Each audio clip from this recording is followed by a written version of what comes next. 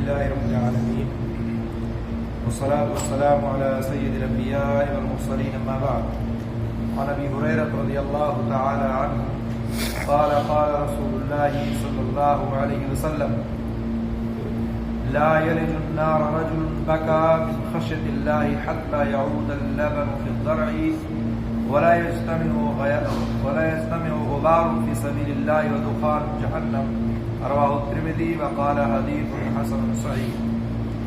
حضرت ابو ہریرہ رضی اللہ تعالیٰ عنہ سے روایت ہے، رسول اللہ صلی اللہ علیہ وسلم نے فرمایا وہ شخص جہنم میں نہیں جائے گا جو اللہ کے ڈر سے رویا، یہاں تک کہ دودھ تھنوں میں واپس چلا جائے اور اللہ کے راستے کا غبار اور جہنم کا دھواں اکٹھا نہیں ہوگا.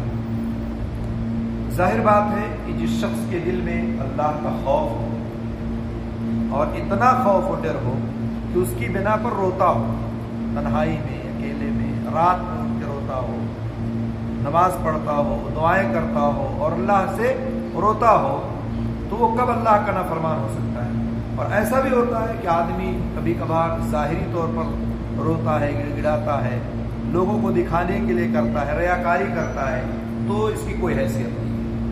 تنہائی میں جب آدمی اللہ کے سامنے روئے گا تو اس کا الگ مقام ہے، اور اللہ کا خوف اور اللہ کا ڈر اس کے دل میں اس قدر بسا ہوتا ہے کہ وہ عذاب قبر کو یاد کر کے، عذاب جہنم کو یاد کر کے اللہ کا خوف اپنے دلوں میں ایسا پاتا ہے کہ رو پڑتا ہے، اور یقیناً اس کی زندگی جو ہے عمومی طور پر اللہ کی اطاعت میں اور گناہوں سے اجتناب کرتے ہوئے گزر رہی ہے. اس لیے ایسے شخص کے بارے میں یہ کہنا بالکل صحیح ہے کہ اس کا جہنم میں جانا ایسے ہی ناممکن ہے جیسے تھن سے نکلے ہوئے دودھ کا تھن میں واپس جانا ناممکن ہے.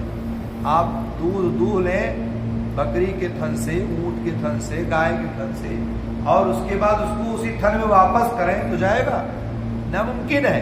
کہتے ایسے ہی وہ آدمی جو اللہ کا خوف و ڈر اپنے دل میں بسائے ہوئے ہے اور اس کا اتنا ڈر اللہ کا کہ رو پڑتا ہے، تو کہتے ہیں یقین مانیے کہ وہ اللہ کے اطاعت اور گناہوں سے اجتناب بھی کرتا ہے، تو ایسے ہی ناممکن ہے کہ وہ جہنم میں جائے جیسے دودھ تھن میں واپس چلا جائے نکالنے کے بعد. اسی طرح اللہ کی راہ میں جہاد کی بڑی فضیلت بتائی گئی ہے. مجاہد فی سبیل اللہ پر بھی جہنم حرام ہے. اللہ کے راستے میں لڑنے والا جو ہے اس کے لیے بھی حرام ہے جہنم، کیونکہ اس راہ میں مجاہد پر جو گرد و غبار پڑتا ہے اس کے ساتھ جہنم کا دھواں جمع نہیں ہو سکتا ہے. مجاہد کے اوپر جو گرد و غبار اور پھر جہنم کا دھواں، یہ دونوں اکٹھا نہیں ہو سکتا ہے، بشرطے کی کبیرہ گناہوں سے بچتا رہا ہو. یہ بھی ایک چیز ہے کہ انسان کبیرہ گناہوں سے اپنے آپ کو بچاتا رہے. اللہ رب العالمین چھوٹے چھوٹے گناہ، چھوٹی چھوٹی چیزوں سے، بہت سارے اعمال صالحات سے اس کو معاف فرما دیتا ہے. تو انسان کو چاہیے کہ اللہ کا خوف و ڈر اپنے دل میں بسائے. اللہ کے لیے اگر کوئی اللہ کے خوف و ڈر سے تنہائی میں روتا ہے تو اس کا ایک الگ مقام ہے.